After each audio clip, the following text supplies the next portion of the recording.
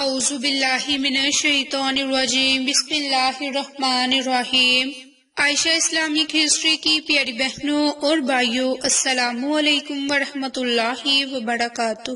تمام تعریفیں اللہ کے لیے، وہی نیک لوگوں کا ولی ہے۔ میں گواہی دیتی ہوں کہ اللہ کے سوا کوئی معبود برحق نہیں، وہ یکتا ہے، اس کا کوئی شریک نہیں، اور میں یہ بھی گواہی دیتی ہوں کہ حضرت محمد مصطفیٰ صلی اللہ علیہ وآلہ وسلم اللہ کے بندے اور آخری رسول ہیں۔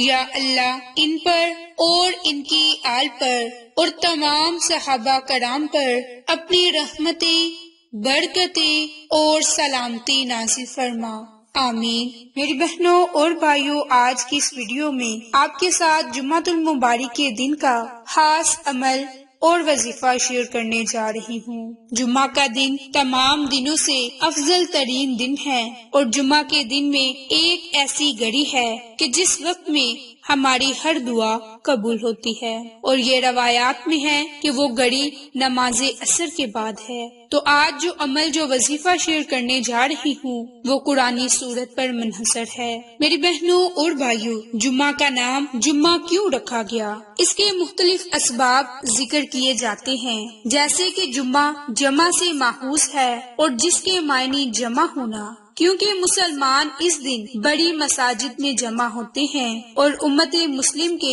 اجتماعات ہوتے ہیں، اس لیے اس دن کو جمعہ کا دن کہا جاتا ہے۔ اسی طرح 6 دن میں اللہ تعالیٰ نے زمین اور آسمان اور تمام مخلوق کو پیدا فرمایا، اور جمعہ کے دن مخلوقات کی تخلیق مکمل ہوئی، یعنی ساری مخلوق اس دن جمع ہو گئی، اس لیے اس دن کو جمعہ کہا جاتا ہے۔ اس دن یعنی جمعہ کے دن حضرت آدم علیہ السلام پیدا کیے گئے، یعنی اس دن ان کو جمع کیا گیا۔ میری بہنوں اور بھائیوں، جمعہ کے دن کی اہمیت کے متعلق 2 احادیث مبارک ہیں کہ رسول اللہ صلی اللہ علیہ وآلہ وسلم نے ارشاد فرمایا کہ سورج کے طلوع اور غروب والے دنوں میں کوئی بھی دن جمعہ کے دن سے افضل نہیں، یعنی جمعہ کا دن تمام دنوں سے افضل ہے۔ باحوالہ صحیح ابن حبان۔ رسول اللہ صلی اللہ علیہ وآلہ وسلم نے ایک مرتبہ جمعہ کے دن ارشاد فرمایا کہ مسلمانوں، اللہ تعالیٰ نے اس دن کو تمہارے لیے عید کا دن بنا دیا، لہٰذا اس دن غسل کرو اور مسواک کرو۔ باحوالہ طبرانی۔ میری بہنوں اور بھائیوں، رسول اللہ صلی اللہ علیہ وآلہ وسلم نے ارشاد فرمایا کہ جو شخص اچھی طرح وضو کرتا ہے، پھر جمعہ کی نماز کے لیے آتا ہے، خوب دھیان سے خطبہ سنتا ہے اور خطبے کے دوران خاموش رہتا ہے، تو اس جمعہ سے گزشتہ جمعہ تک اور مزید 3 دن کے گناہ معاف کر دیے جاتے ہیں۔ باحوالہ صحیح مسلم۔ تو میری بہنوں اور بھائیوں، آج جمعہ کے دن آپ کے ساتھ سورۃ کہف پڑھنے کی فضیلت برکات شیئر کرنے جا رہی ہوں، اور یہ آج کے دن کا خاص عمل، خاص وظیفہ ہے۔ تو میری بہنوں اور بھائیوں، جمعہ کے دن یا رات میں سورۃ کہف کی تلاوت کے متعلق رسول اللہ صلی اللہ علیہ وآلہ وسلم نے ارشاد فرمایا کہ جو شخص سورۃ کہف کی تلاوت جمعہ کے دن کرے گا، آئندہ جمعہ تک اس کے لیے ایک خاص نور کی روشنی رہے گی۔ باحوالہ سنن نسائی۔ میری بہنوں اور بھائیوں، سورۃ کہف پڑھنے سے گھر میں سکینت اور برکت نازل ہوتی ہے۔ حضرت برا بن عازب فرماتے ہیں کہ ایک مرتبہ ایک صحابی نے سورۃ کہف پڑھی، گھر میں ایک جانور تھا، وہ بدگناہ شروع ہو گیا۔ انہوں نے غور سے دیکھا کہ کیا بات ہے، تو انہیں ایک بادل نظر آیا جس نے انہیں ڈانپ رکھا تھا۔ صحابی نے اس واقعہ کا ذکر جب نبی پاک صلی اللہ علیہ وآلہ وسلم سے کیا تو آپ صلی اللہ علیہ وآلہ وسلم نے فرمایا کہ سورۃ کہف پڑھا کرو، قرآن کریم پڑھتے وقت سکینت نازل ہوتی ہے۔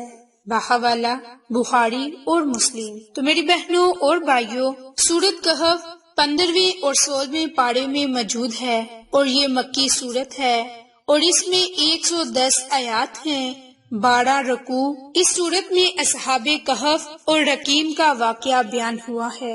اس لیے اس کا نام سورۃ کہف رکھا گیا۔ مشرکین مکہ نے یہودیوں کے ایمان پر رسول اللہ صلی اللہ علیہ وآلہ وسلم سے 3 سوال پوچھے تھے۔ ان میں سے ایک روح اور دوسرا اصحاب کہف اور تیسرا ذوالقرنین کے متعلق تھا۔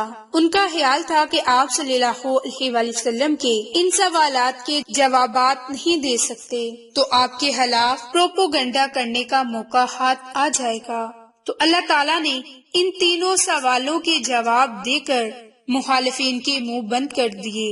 گزشتہ سورت بنی اسرائیل میں روح کا واقعہ بیان ہے اور اس سورت میں اصحاب کہف اور ذوالقرنین کا، اسی طرح یہ گزشتہ سورت کے ساتھ مربوط ہے۔ جب سورت کہف نازل ہوئی تو اس سورت کے ساتھ 70,000 فرشتے بھی نازل ہوئے۔